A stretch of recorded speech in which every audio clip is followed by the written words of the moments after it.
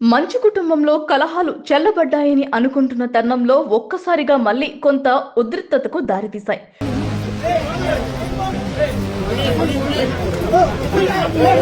గొడవలు ఏమీ జరగకపోయినా మోహన్ బాబు చిన్న కుమారుడు మనోజ్ కొంత రచ్చ చేశారు.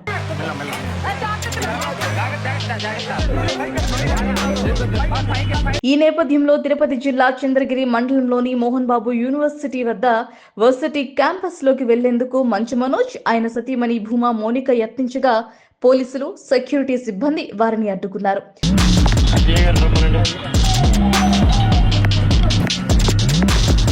చివరికి క్యాంపస్ పక్కన ఫామ్ హౌస్ లోని తన నాన్నమ్మ, తాత సమాధులకు మొక్కుకొని మనోజ్ వెనుదిరిగారు. కాగా రంగంపేటలో మండలంలోని సినీ నటుడు మోహన్ బాబుకు చెందిన పలు విద్యా సంస్థలు ఉన్నాయి.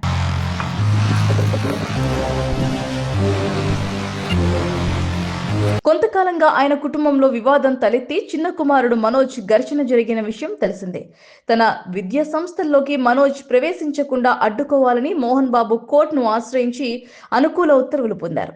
ఈ క్రమంలో బుధవారం మధ్యాహ్నం మనోజ్, ఆయన సతీమణి మౌనిక హైదరాబాద్ నుంచి తిరుపతి చేరుకున్నారు. తొలుత నారవారిపల్లె మంత్రి లోకేష్ ను కలిసి పండుగ శుభాకాంక్షలు తెలిపారు. తర్వాత రంగంపేట వచ్చి జల్లికట్టు వీక్షించారు. అనంతరం మోహన్ బాబు స్కూల్ క్యాంపస్ ప్రధాన గేటు వద్దకు చేరుకున్నారు.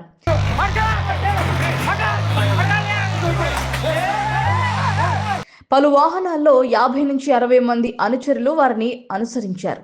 అంతకు ముందే అక్కడకు భారీగా పోలీసులు చేరుకున్నారు. ఈ క్రమంలో క్యాంపస్ సెక్యూరిటీ సిబ్బంది గేటు వద్ద ఆయన వారితో వాగ్వాదానికి దిగారు.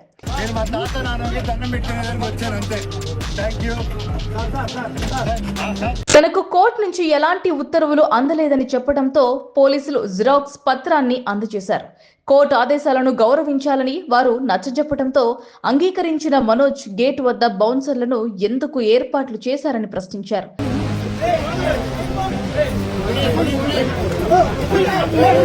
ఎంతమంది బౌన్సర్లను పంపుతారో పంపండి, నేను ఒక్కడిని చాలు, వారికి సమాధానం చెప్పడానికి అంటూ సవాల్ విసిరారు.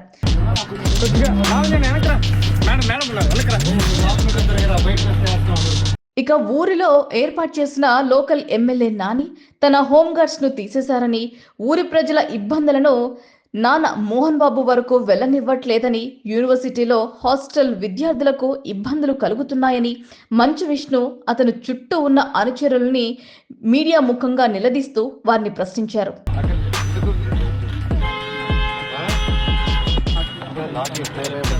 ఇక ఆ తర్వాత అక్కడి నుంచి బయలుదేరి పక్కనే ఉన్న కాలేజీ క్యాంపస్ ప్రధాన గేటు వద్దకు వెళ్తుండగా విష్ణు అనుచరులుగా భావిస్తున్న యువకుల బృందంలో ఒకరు కర్రతో మనోజ్ వాహనంపై బాదారు.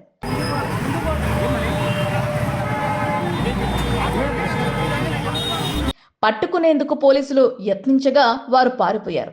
ఆ గేటు వద్ద కూడా పోలీసులు, సెక్యూరిటీ సిబ్బంది మనోజ్ ను నిలువరించారు. కోర్టు ధిక్కరణకు పాల్పడిన మనోజ్ పై పోలీసులకు ఫిర్యాదు చేసి కోర్టు అప్పీలుకు వెళ్లనున్నట్లు తెలిసింది.